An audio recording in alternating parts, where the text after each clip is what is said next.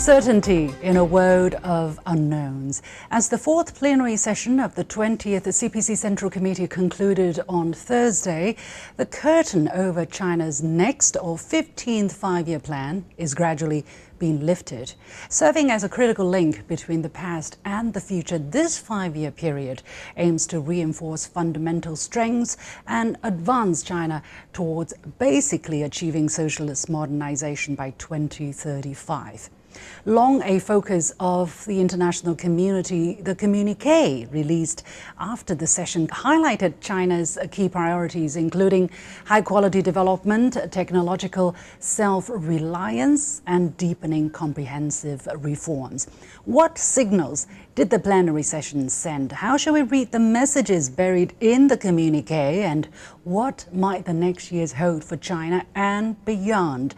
Welcome to Shaping a Shared Future, China's Next 5 Years, a special program brought to you by CGTN. I'm Li Xin in Beijing. I'm extremely pleased to be joined here in the studio by Olena Prochenko, correspondent, anchor or journalist, shall I say, of China News Center of China Arab Television. From Sao Paulo, Brazil, by Leonardo Atuj, founder and CEO of Brazil 247, one of Brazil's leading news websites.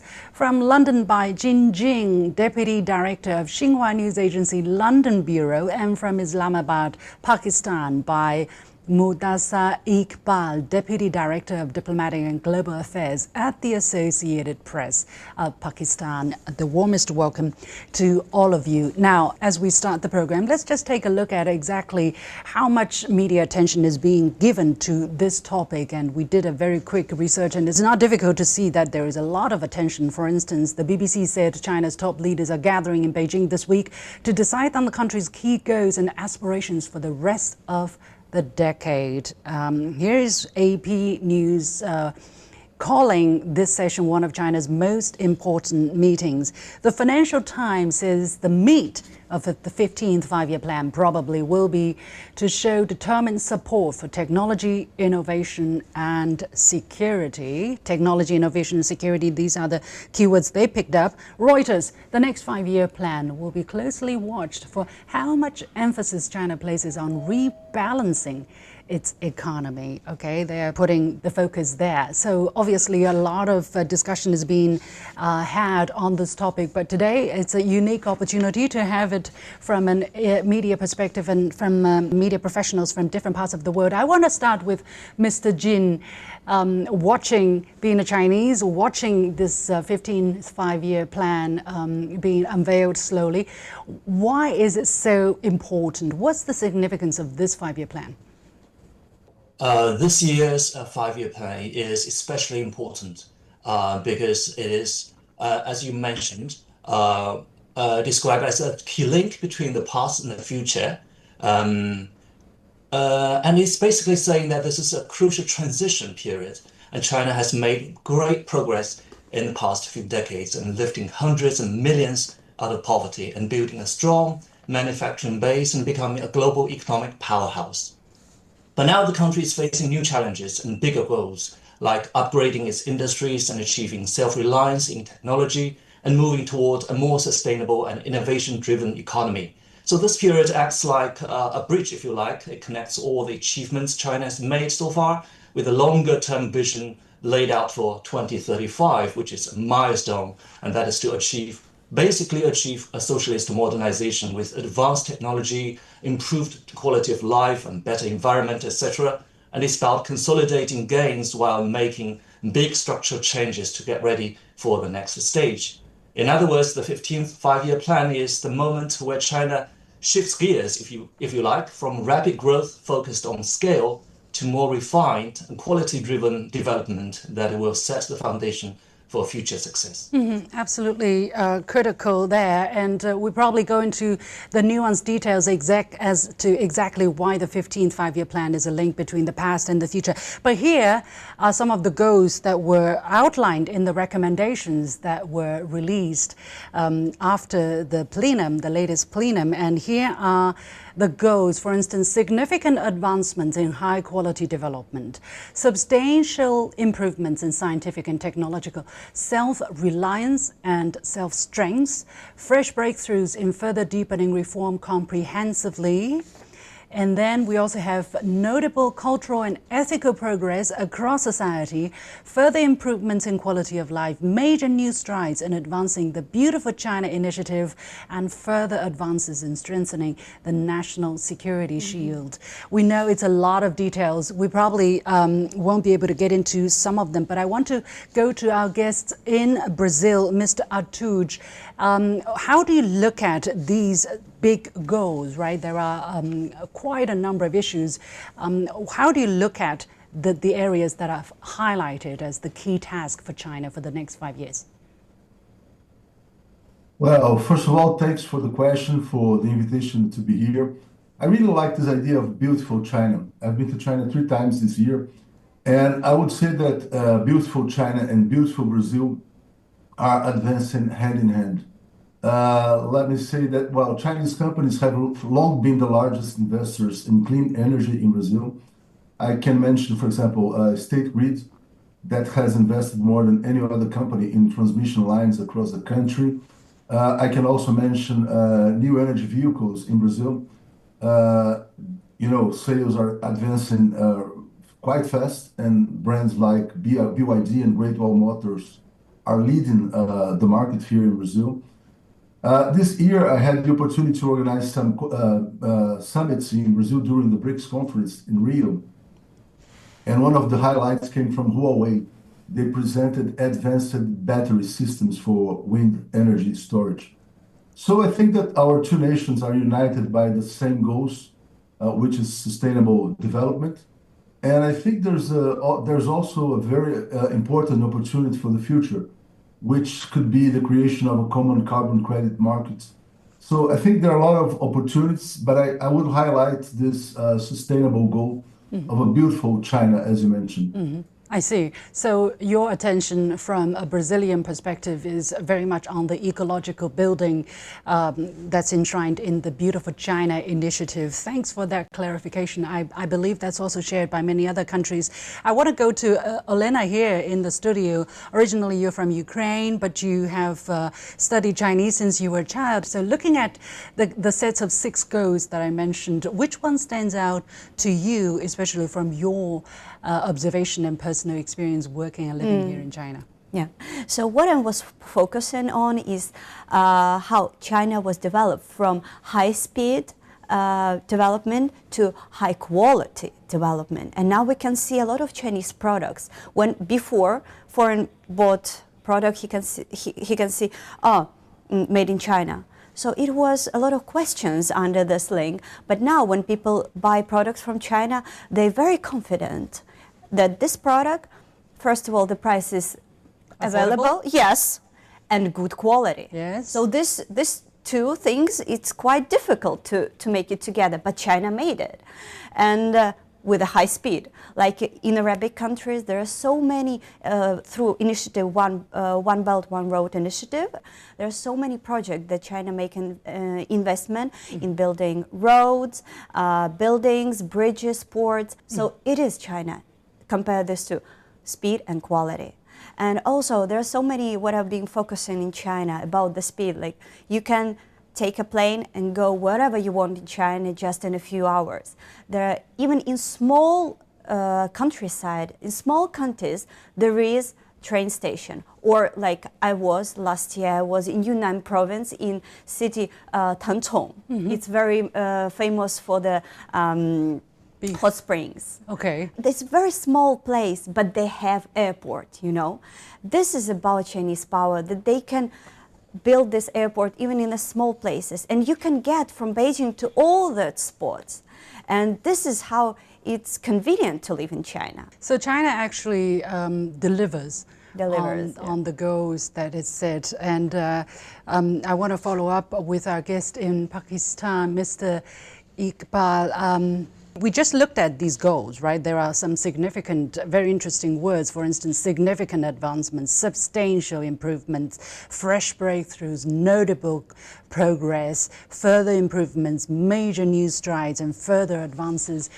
From your understanding, what's special in China's plan making, in prioritizing these areas, both the specific areas that have been chosen and the wording, and then, you know, the efforts, the coordinated efforts that are involved in implementing these goals? I was in the China last month, and I was invited by twice, and I went to Beijing and Yunnan province.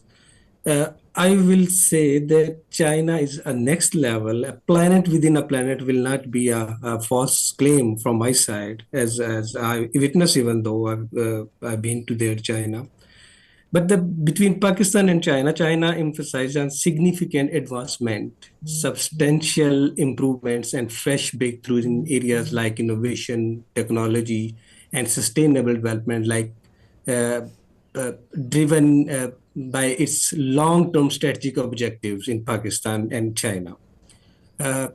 We can say achieve high quality growth, which innovation, which is like technological advancement, and to drive economic growth and reduce reliance on exports.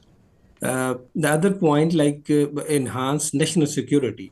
They develop advanced technologies like AI, semiconductors, and renewable energy to strengthen China's global position. So increased global influence is also leading towards the other side, and improved industrial capacity is also a point towards China is leading the whole nations, I guess, as far as my opinion, and digital economies as well, I guess. Thank you. Mm-hmm.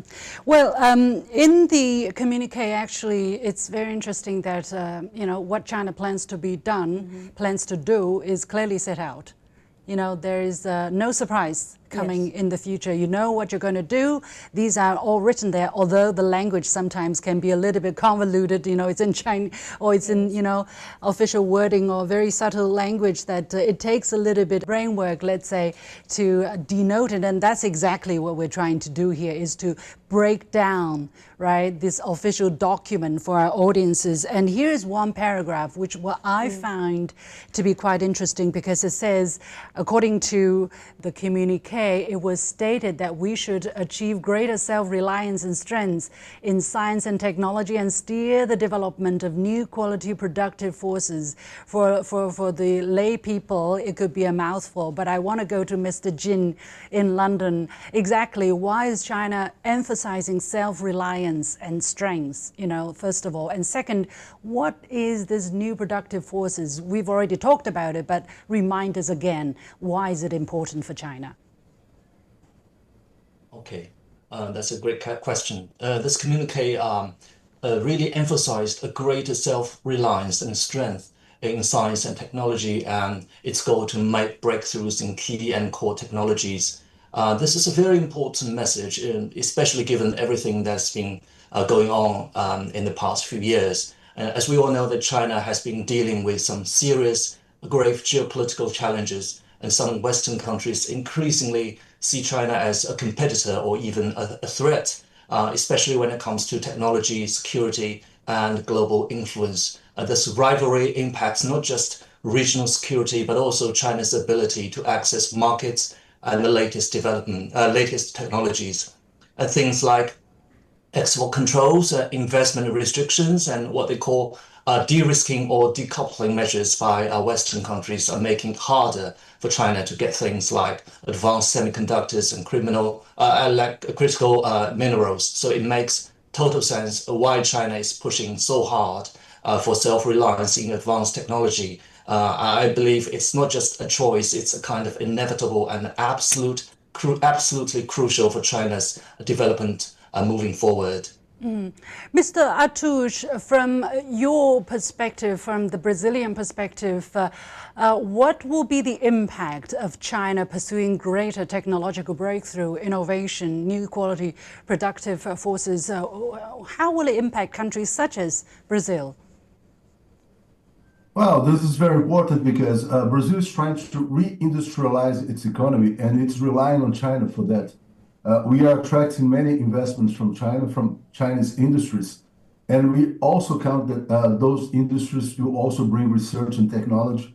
So it's important that this partnership also could become a win-win solution for Brazil.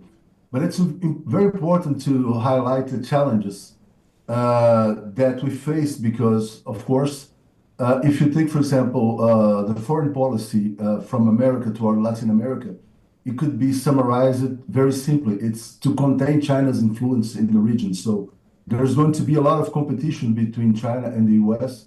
I can mention, for example, one sector, which is the data centers. Brazil is trying to attract data centers from China, from the US, both connected to clean energy projects also.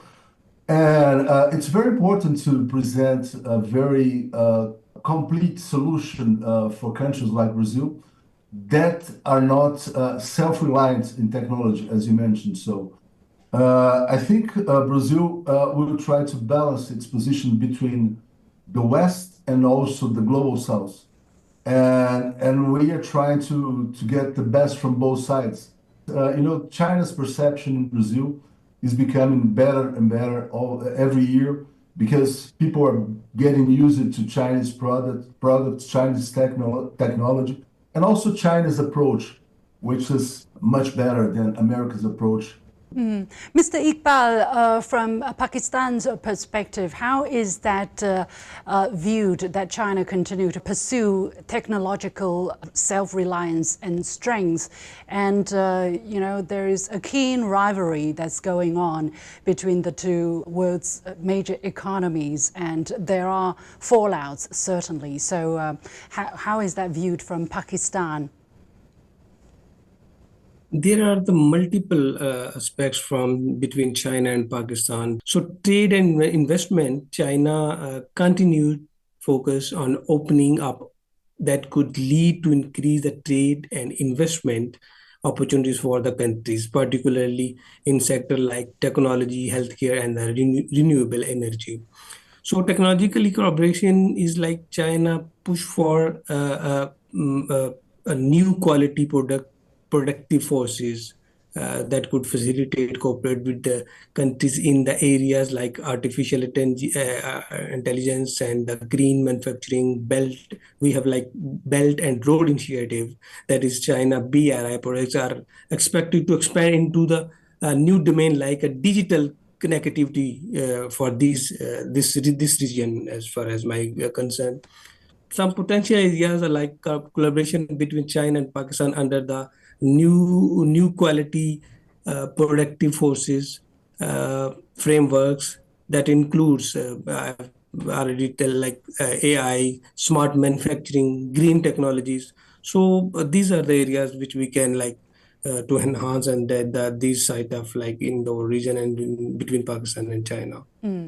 Well, the Chinese people, led by the Chinese leadership, are not, let's say, do not see the future in a rosy manner. Actually, in the communique, there are specific paragraphs about the challenges ahead. For instance, this paragraph which says that China remains in a phase of development where strategic opportunities exist alongside risks and challenges, while uncertainties and unforeseen factors are rising. Elena, I want to go to you there. China has been able to achieve pretty much, the goals it sets, some faster, some more slowly. But it seems that the Chinese leadership is not naive about what may come. From your understanding, what exactly are they referring to? What kind of uncertainty could be forthcoming in the next 5 years? Yes, first of all, I want to say that Chinese people are very confident with Chinese government, and if we're talking about uncertainty, I think it's about not peace, because the China now is peacemaker, and what people around the world are worrying about is the third war. So I think that uncertainty, people don't know at peace what is going to be in the future. So I think, and we saw in September this military parade, like China showed everyone their power, but it was the statement that we protect the peace. So everyone knows that China, yes, we have these military forces, we are strong, we are powerful, but we protect peace. There is no peace, there is nothing. We cannot take it for granted. Mr. Jing, looking at the kind of reporting from the mainstream international media, what have they said? What kind of questions have they asked? If you had the time to glance these papers or the media where you are they paying attention to the areas that China is focusing on? What are they saying about the implications for them? I've noticed that foreign media are really zooming in on a few key themes, and one big focus is China's drive to be self-reliant in cutting-edge technology, and as we have already mentioned, and of course, and also its shift from rapid growth to the high-quality development, especially in key industries like semiconductors and renewable energy. Media outlets like the Financial Times and Reuters see this as China trying to reduce its dependence on Western technology amid ongoing geopolitical tensions, especially with the United States. Are there major points of misperception from the Western mainstream media, according to your observation? Are there anything which they probably get it wrong, let's say, when they're talking about the 15th five-year plan? What's your observation? Yeah, that's a good question, and this is very interesting to look at. While China's official narrative stresses cooperation with self-reliance, Western media tend to frame it as competition and confrontation, and this reflects deeper differences in perspective. China's narrative centers on national resilience and development, whereas Western analysis views the same policies through the lens of global power dynamics and strategic rivalry. In particular, Western outlets like The Economist and Reuters often interpret China's self-reliance in technology as part of China's response to US export controls and global technology rivalry, rather than focus on innovation, where they highlight issues such as so-called state subsidies and national access barriers, and the risk of technological decoupling. It's just how you see things very differently. Yeah. Mr. Iqbal, let me go to you. You are Deputy Director of the diplomatic aspect of the association. How have your agency portrayed the 15th five-year plan and the whole planning system in China? And what are the local people saying about, the Chinese economic system, about planning ahead, and especially on the self-reliance part, in this decade, let's say? For the media perspective, you can say that the people are really very keen to know Chinese people, and I have already in the different platforms I've said that people should have more contact to people contact. That is more important for the Chinese people and the Pakistan people. So this would be the main source, so that people can know each other and they can know how they are actually planning their their lifestyle, their culture. So that is the main point for my point of view. That is a very main point for the people who should contact with each other, and people to people contact is very important. The other side, China is coming towards that they are teaching the other nations that they are not teaching how to eat the fish. They are actually teaching the nation that how to catch the fish. So that is the point that people should know, everyone should know, that the self-reliance is the main point for the betterment, progress, and everything. So so China is a role model for me and for my from media organizations, and the way they are innovating in the media field, that is very impressive, and that is that actually people they are trying to teach the media outlets, even though that with different aspect like technology, from technology side and the other sides as well, and the professionalism as well. I think Mr. Iqbal mentioned something which is absolutely important, which is people-to-people understanding, people-to-people exchanges, and helping the world understand what China is doing. The communique is actually a document which is going to turn a lot of people off. It's not easy to understand. But behind the communique, you know, there is a very vital country with people trying to make a difference and break out of the old perception of China, you know, Chinese products not being reliable and so on and so forth. Things are going to change. Mr. Atouche, let me go to you. How about in your part of the world? In Latin America, it's a relatively new area where understanding, mutual understanding has just taken off, right, over the past few years, especially with initiatives such as the BRICS, to understand and to really appreciate what is happening in China, what is needed, what more efforts need to be done. Well, I would say that basically we need to have more cooperation between media outlets, between universities, think tanks, because, well, even though Brazil is the biggest exporter to China regarding agricultural products, and also China is the biggest trading partner of Brazil, there is some misunderstanding about the role of the CPC, about a Chinese political system. So we need to understand each other better. I would say that Brazil, sometimes we do not know if we are a Western country or a global South country. So as you mentioned, BRICS conference this year was really important for us to understand better the dynamics of the global South. I think also that President Lula plays a key role in this understanding. So he really tries to make us understand how important is the relationship between Brazil and Asia and between Brazil and the global South countries. So we are learning that the world is much bigger than the West, even though, exporters know that for a long time, but it needs to increase in Brazilian perception.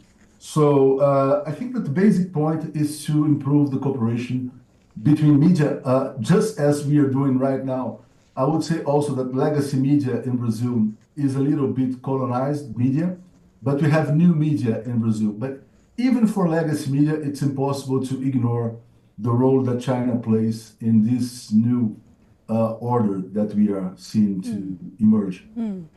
Well, we're in the beginning of a very important era, a lot of changes, right? I think this is going to be an exciting period of time. Of course, it's going to be a difficult period of time because there will be a lot of uncertainty. A lot of people are not happy even about what is happening in China, what kind of role China is playing. But as the communique says, we are going to have the confidence in ourselves. We are not going to let go. And I can foresee that if someone wants to bully China, it's not going to be a nice picture. So get ready if you're, trying to play the old tricks. It doesn't work anymore, but we don't have the time for it. We have to leave it there.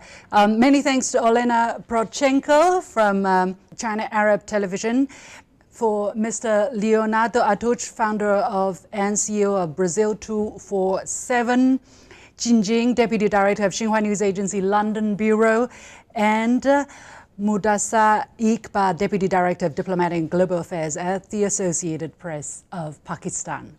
With that, we come to the end of this special edition hosted by me, Liu Xin, on CGTN on the 15th five-year plan for China. As usual, you can follow me on Facebook and X using the handle Liu Xin in Beijing. On behalf of the whole team, thank you for watching.